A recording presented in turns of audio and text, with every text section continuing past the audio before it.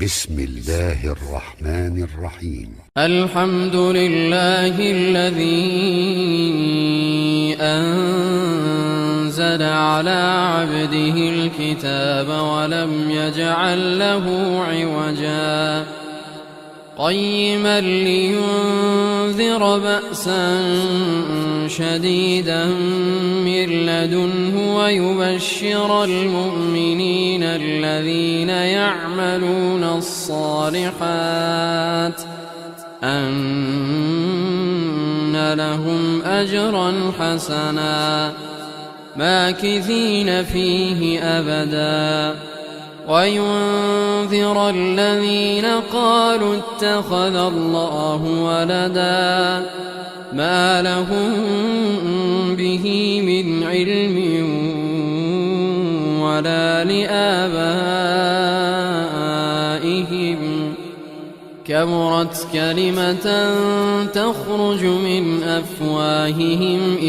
يقولون إلا كذبا فلعلك باخع نفسك على آثارهم إن لم يؤمنوا بهذا الحديث أسفا إنا جعلنا ما على الأرض زينة لها لنبلوهم أيهم أحسن عملا وإنا لجاعلون ما عليها صعيدا جرزا أم حسبت أن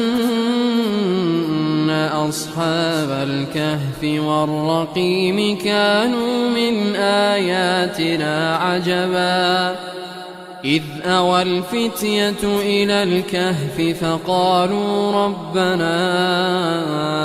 آتنا من لدنك رحمة وهيئ لنا من أمرنا رشدا فضربنا على آذانهم في الكهف سنين عددا ثم بعثناهم لنعلم أي الحزبين أحصى لما لبثوا أمدا نحن نقص عليك نبأهم بالحق إنهم فتية آمنوا بربهم وزدناهم هدى وربطنا على قلوبهم إذ قاموا فقالوا ربنا رب السماوات والأرض لن ندعو من دونه إلها لقد قلنا إذا شططا هؤلاء قومنا اتخذوا من دونه آلهة لولا يأتون عليهم بسلطان بين فمن أظلم ممن افترى على الله كذبا وإذ اعتزلتموهم وما يعبدون إلا الله فأووا إلى الكهف ينشر لكم ربكم من رحمته ويهيئ لكم من أمركم مرفقا وترى الشمس إذا طلعت تزاور عن كهفهم ذات اليمين وإذا أغربت تقرضهم ذات الشمال وهم في فجوة منه ذلك من آيات الله من يهد الله فهو المهتد ومن يضلل فلن تجد له وليا مرشدا وتحسبهم أيقاظا وهم رقود ونقلبهم ذات اليمين وذات الشمال وكلبهم باسط ذراعيه بالوصيد لو اطلعت عليهم لوليت منهم فرارا ولملئت منهم رعبا وكذلك بعثناهم ليتساءلوا بينهم قال قائل منهم كم لبثتم قالوا لبثنا يوما أو بعض يوم قالوا ربكم أعلم بما لبثتم فابعثوا أحدكم بورقكم هذه إلى المدينة فلينظر أيها أزكى طعاما فليأتكم برزق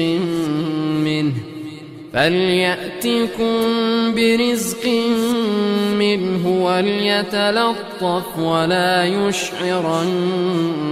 بكم أحدا إنهم إن يظهروا عليكم يرجموكم أو يعيدوكم في ملتهم ولن تفلحوا إذا أبدا وكذلك أعثرنا عليهم ليعلموا أن وعد الله حق وأن الساعة لا ريب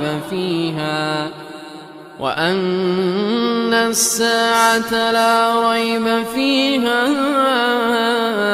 إذ يتنازعون بينهم أمرهم فقالوا ابنوا عليهم بنيانا ربهم أعلم بهم قال الذين غلبوا على أمرهم لنتخذن عليهم مسجدا سيقولون ثلاثة رابعهم كلبهم ويقولون خمسة سادسهم كلبهم رجما بالغيب ويقولون سبعة وثامنهم كلبهم قل ربي أعلم بعدتهم ما يعلمهم إلا قليل فلا تمار فيهم إلا مراء ظاهرا ولا تستفت فيهم منهم أحدا ولا تقولن لشيء إني فاعل ذلك غدا إلا أن يشاء الله واذكر ربك إذا نسيت وقل عسى أن يهديني ربي لأقرب من هذا رشدا ولبثوا في كهفهم 300 سنين وازدادوا 9 قل الله أعلم بما لبثوا له غيب السماوات والأرض أبصر به وأسمع ما لهم من دونه من ولي ولا يشرك في حكمه أحدا واتل ما أوحي إليك من كتاب ربك لا مبدل لكلماته ولن تجد من دونه ملتحدا واصبر نفسك مع الذين يدعون ربهم بالغداة والعشي يريدون وجهه ولا تعد عيناك عنهم تريد زينة الحياة الدنيا ولا تطع من أغفلنا قلبه عن ذكرنا واتبع هواه وكان أمره فرطا وقل الحق من ربكم فمن شاء فليؤمن ومن شاء فليكفر إنا أعتدنا للظالمين نارا أحاط بهم سرادقها وإن يستغيثوا يغاثوا بماء كالمهل يشوي الوجوه بئس الشراب وساءت مرتفقا إن الذين آمنوا وعملوا الصالحات إنا لا نضيع أجر من أحسن عملا أولئك لهم جنات عدن تجري من تحتهم الأنهار يحلون فيها من أساور من ذهب ويلبسون ثيابا خضرا من سندس واستبرق متكئين فيها على الأرائك نعم الثواب وحسنت مرتفقا واضرب لهم مثلا الرجلين جعلنا لأحدهما جنتين من أعناب وحففناهما بنخل وجعلنا بينهما زرعا كلتا الجنتين آتت أكلها ولم تظلم منه شيئا وفجرنا خلالهما نهرا وكان له ثمر فقال لصاحبه وهو يحاوره أنا أكثر منك مالا وأعز نفرا ودخل جنته وهو ظالم لنفسه قال ما أظن أن تبيد هذه أبدا وما أظن الساعة قائمة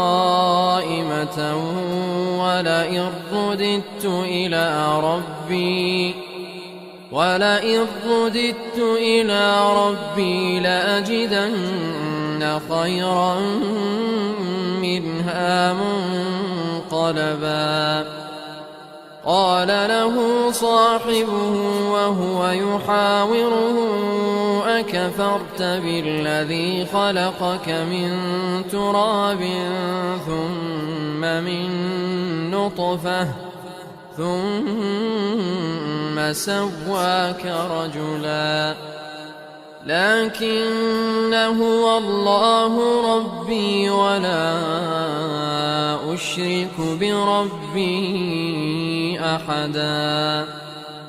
ولولا إذ دخلت جنتك قلت ما شاء الله لا قوة إلا بالله إن ترني أنا أقل منك لك مالا وولدا فعسى ربي أن يؤتيني خيرا من جنتك ويرسل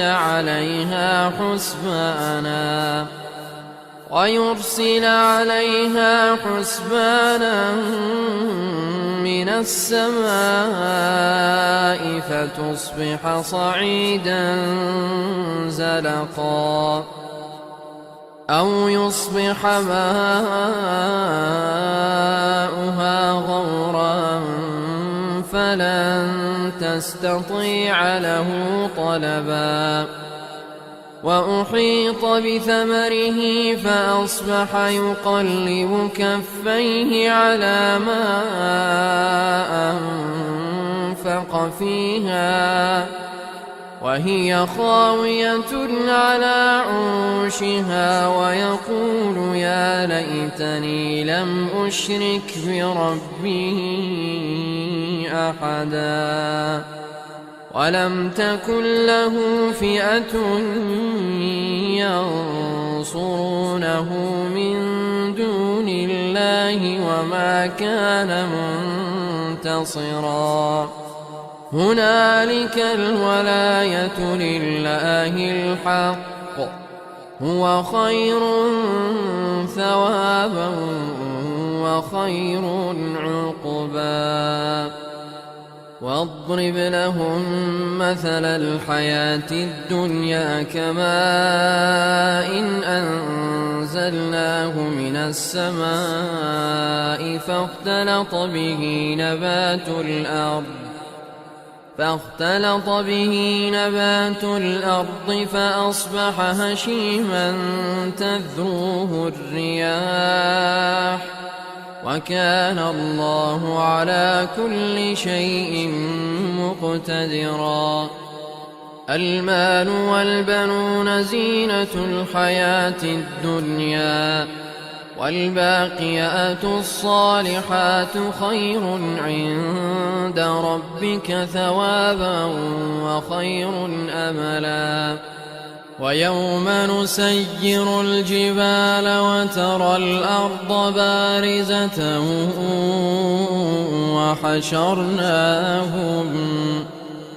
وحشرناهم فلم نغادر منهم أحدا وعرضوا على ربك صفا لقد جئتمونا كما خلقناكم أول مرة بل زعمتم أن لن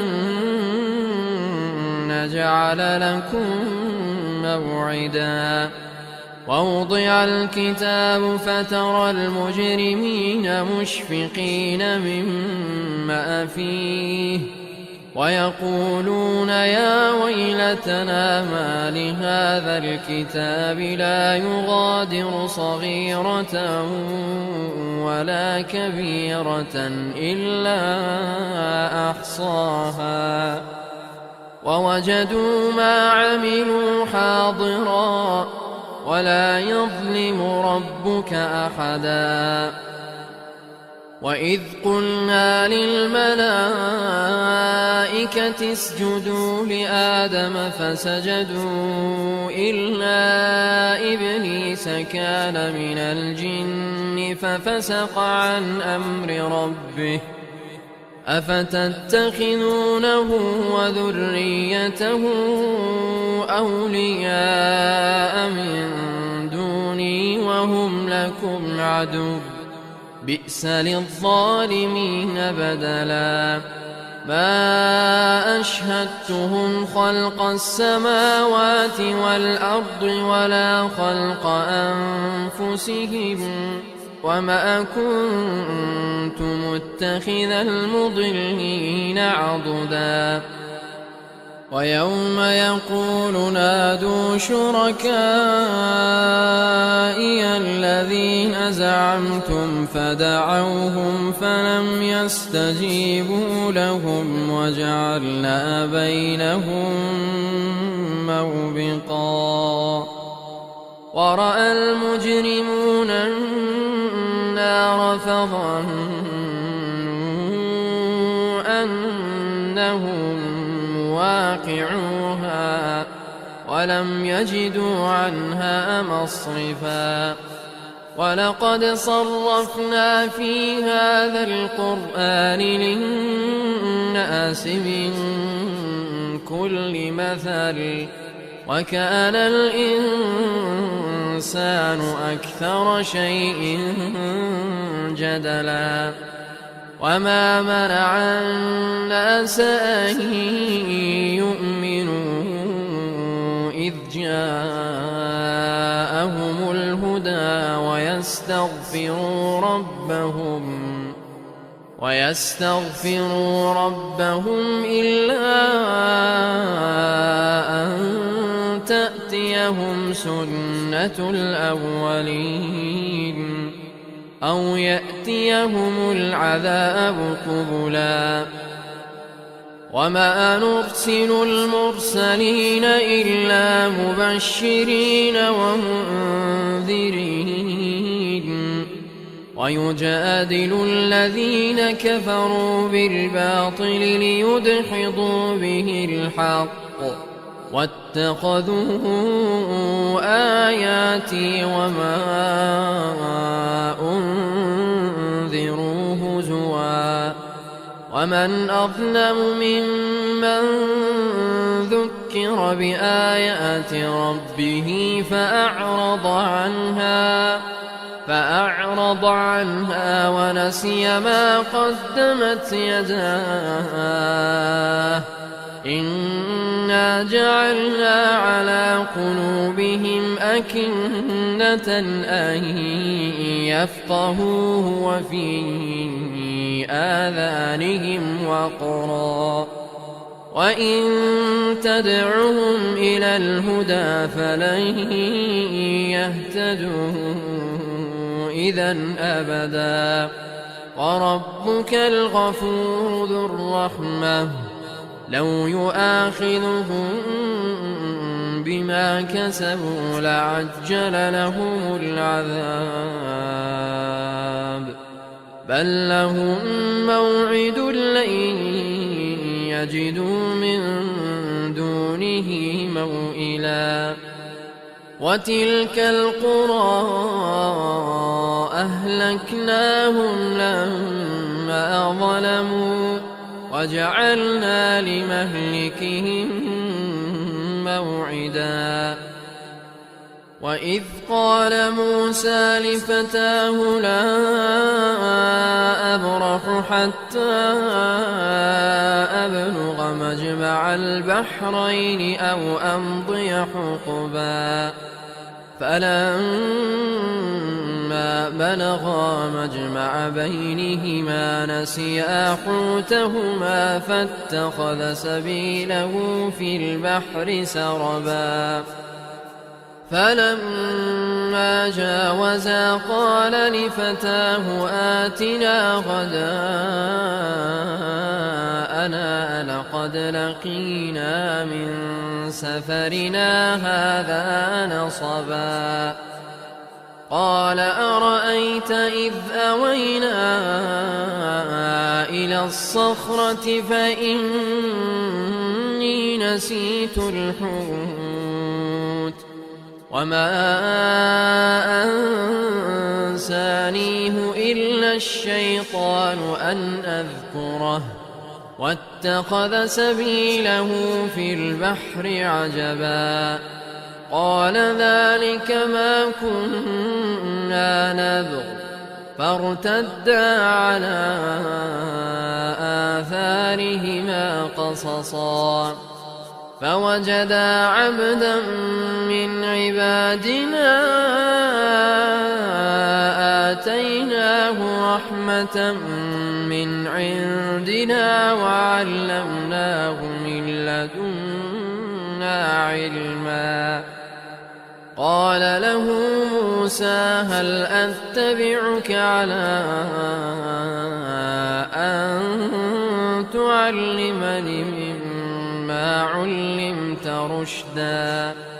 قال إنك لن تستطيع معي صبرا وكيف تصبر على ما لم تحط به خبرا قال ستجدني إن شاء الله صابرا ولا أعصي لك أمرا قال فإن اتبعتني فلا تسألني عن شيء حتى أحدث لك منه ذكرا فانطلقا حتى إذا ركبا في السفينة خرقها قال أخرقتها لتغرق أهلها لقد جئت شيئا إمرا قال ألم أقل إنك لن تستطيع معي صبرا قال لا تؤاخذني بما نسيت ولا ترهقني من أمري عسرا فانطلقا حتى إذا لقيا غلاما فقتله قال أقتلت نفسا زكية بغير نفس لقد جئت شيئا نكرا قال ألم أقل لك إنك لن تستطيع معي صبرا قال إن سألتك عن شيء بعدها فلا تصاحبني قد بلغت من لدني عذرا فانطلقا حتى إذا أتيا أهل قرية استطعما أهلها فأبوا أن يضيفوهما فوجدا فيها جدارا يريد أن ينقض فأقامه قال لو شئت لاتخذت عليه أجرا قال هذا فراق بيني وبينك سأنبئك بتأويل ما لم تستطع عليه صبرا أما السفينة فكانت لمساكين يعملون في البحر فأردت أن أعيبها وكان وراءهم ملك يأخذ كل سفينة غصبا وأما الغلام فكان أبواه مؤمنين فخشينا أن يرهقهما طغيانا وكفرا فأردنا أن يبدلهما ربهما خيرا منه زكاة وأقرب رحما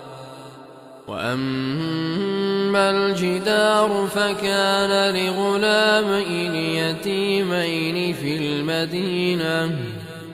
وكان تحته كنز لهما وكان أبوهما صالحا فأراد ربك أن يبلغا أشدهما ويستخرجا كنزهما رحمة من ربك وما فعلته عن أمري ذلك تأويل ما لم تسطع عليه صبرا ويسألونك عن ذي القرنين قل سأتلو عليكم منه ذكرا إنا مكنا له في الأرض وآتيناه من كل شيء سببا فأتبع سببا حتى إذا بلغ مغرب الشمس وجدها تغرب في عين حمئة ووجد عندها قوما قلنا يا ذا القرنين إما أن تعذب وإما أن تتخذ فيهم حسنا قال أما من ظلم فسوف نعذبه ثم يرد إلى ربه فيعذبه عذابا نكرا وأما من آمن وعمل صالحا فله جزاء الحسنى وسنقول له من أمرنا يسرا ثم أتبع سببا حتى إذا بلغ مطلع الشمس وجدها تطلع على قوم لم نجعل لهم من دونها سترا كذلك وقد أحطنا بما لديه خبرا ثم أتبع سببا حتى إذا بلغ بين السدين وجد من دونهما قوما لا يكادون يفقهون قولا قالوا يا ذا القرنين إن يأجوج ومأجوج مفسدون في الأرض فهل نجعل لك خرجا على أن تجعل بيننا وبينهم سدا قال ما مكني فيه ربي خير فأعينوني بقوة أجعل بينكم وبينهم ردما آتوني زبر الحديد حتى إذا ساوى بين الصدفين قال انفخوا حتى إذا جعله نارا قال آتوني أفرغ عليه قطرا فما استطاعوا أن يظهروه وما استطاعوا له نقبا قال هذا رحمة من ربي فإذا جاء وعد ربي جعله دكاء وكان وعد ربي حقا وتركنا بعضهم يومئذ يموج في بعض ونفخ في الصور فجمعناهم جمعا وعرضنا جهنم يومئذ للكافرين عرضا الذين كانت أعينهم في غطاء عن ذكري وكانوا لا يستطيعون سمعا أفحسب الذين كفروا أن يتخذوا عبادي من دوني أولياء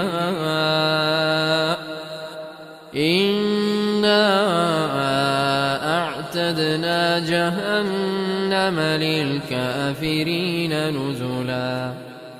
قل هل ننبئكم بالأخسرين أعمالا الذين ضل سعيهم في الحياة الدنيا وهم يحسبون أنهم يحسنون صنعا أولئك الذين كفروا بآيات ربهم ولقائه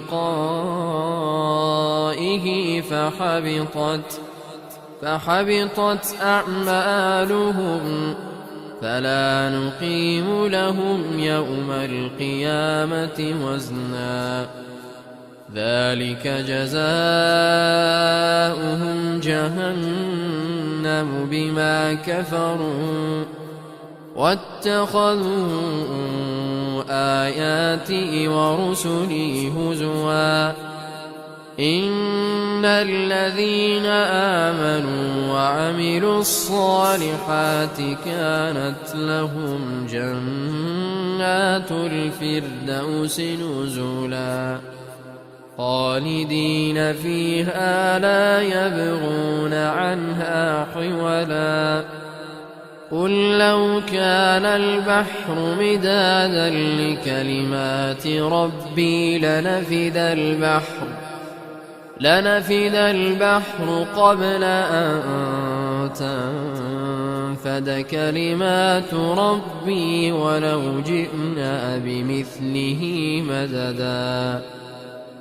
قل إنما أنا بشر مثلكم يوحى إلي أنما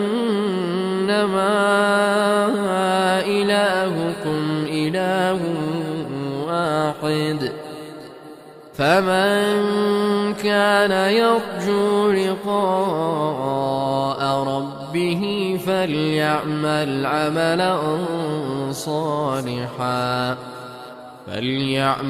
عملا صالحا ولا يشرك بعبادة ربه أحدا.